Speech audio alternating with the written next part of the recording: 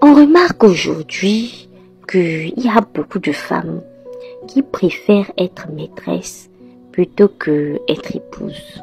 Je dis ça pourquoi? Je dis ça, je discutais avec une copine, une ancienne amie du lycée là, avec qui on était bien. Et on a parlé, c'est là qu'elle me dit qu'elle est maîtresse. Moi je savais qu'elle était en couple avant. Je me suis dit, ah tu n'es plus en couple avec le gars qu'on connaît. Elle a dit non, on s'est séparés. Elle m'a raconté un peu les calvaires qu'elle a vécu, mais le gars lui a montré de toutes les couleurs. Oui. Et non seulement le gars, mais aussi la famille du gars. Donc elle était là au milieu de la famille du gars. Avec le gars, c'était chaud. Donc quand elle sort de là, elle se met à sortir avec un homme marié. Moi j'ai essayé de comprendre un peu. Elle a dit qu'elle sait que c'est pas bon. Elle sait que ce qu'elle fait ce n'est pas bien. Mais elle va faire comment? Elle a besoin de s'en sortir.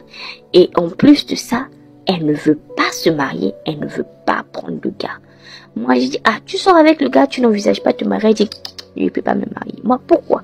Elle dit d'abord, façon les hommes mariés parlent mal de leurs femmes. Vraiment, moi, je ne peux pas me marier. Je lui demande plus de détails. Elle me dit, je ne peux pas te donner les détails. Parce que toi, tu es une femme mariée, tu risques d'imaginer des choses. Je ne veux pas gâter l'image que tu as de ton mari. Mais moi, là, je ne peux pas me marier. Je ne rêve même pas me marier. Elle dit qu'elle, tout ce que le gars dit sur sa femme et tout ce que ses amis disent sur leur femme, non. Ils passent leur temps même à insulter l'intimité de leur femme, ils parlent du corps de leur femme et tout. Vraiment, elle ne peut pas. Il dit le gars, elle profite seulement de son argent, mais elle ne peut pas l'épouser. Et non seulement elle ne peut pas l'épouser, elle ne peut pas épouser aucun homme. Parce que quand elle voit déjà un homme, elle imagine déjà tout ce que le gars pourra lui faire et tout ce que le gars pourra raconter sur elle aux maîtresses et tout ça. Moi, ça m'a donné sujet à réflexion. Moi j'aime réfléchir. Je me dis, vous les mecs qui êtes là, ouais, tu as fini seul. Personne ne va t'épouser. Vous pensez que façon vous vous comportez là, le mariage fait rêver encore? Vous qui trompez vos femmes et qui voulez que les femmes acceptent ça. C'est pas que vous voulez changer, non. C'est pas que vous faites même l'effort de changer, non. Vous voulez qu'elles acceptent ça. Soit disant c'est dans votre nature, soit disant que c'est normal. Et elles doivent accepter ça. Non seulement elles doivent accepter ça, elles doivent être irréprochables.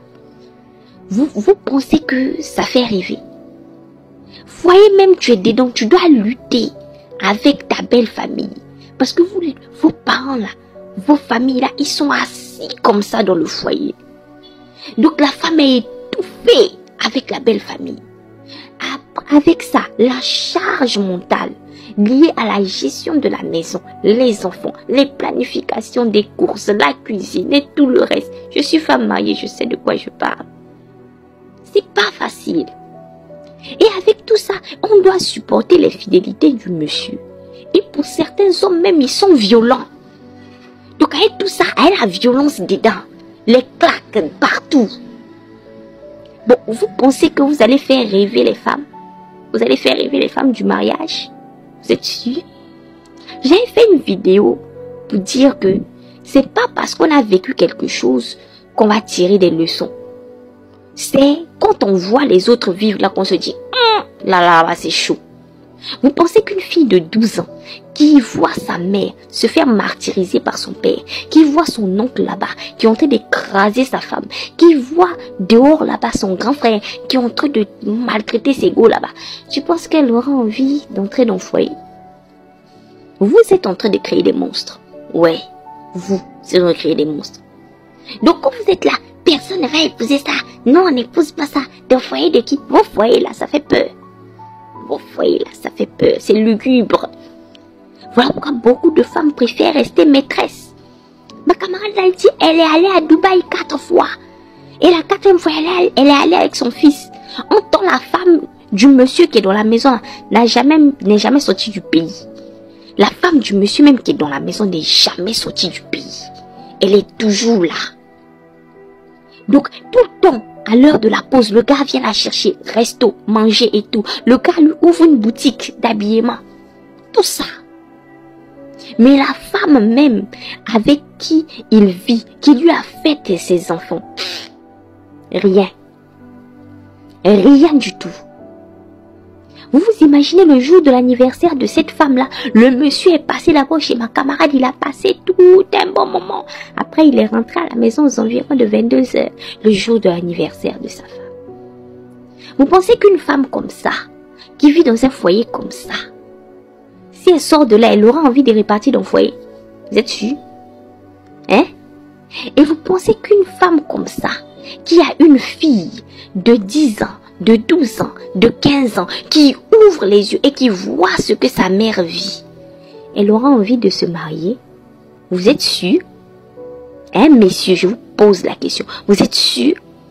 Vous qui normalisez l'infidélité, qui voulez dire aux femmes que c'est normal, supportez, mesdames. Vous êtes sûr que vous donnez envie aux femmes de se marier? C'est vous qui gâtez l'image du mariage, messieurs.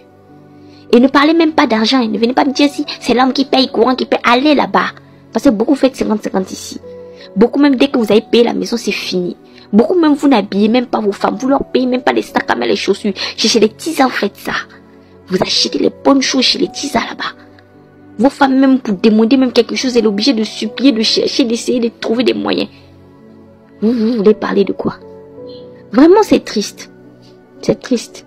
Mais bon, comme il y a toujours les pick-me, oui, les pick-me, elles sont bien. Elles vont toujours être là pour vous supporter. Mais, au fur et à mesure que nous sommes en train d'avancer, vous endurcissez les femmes. Ouais. Donc, continuez. On va faire comment?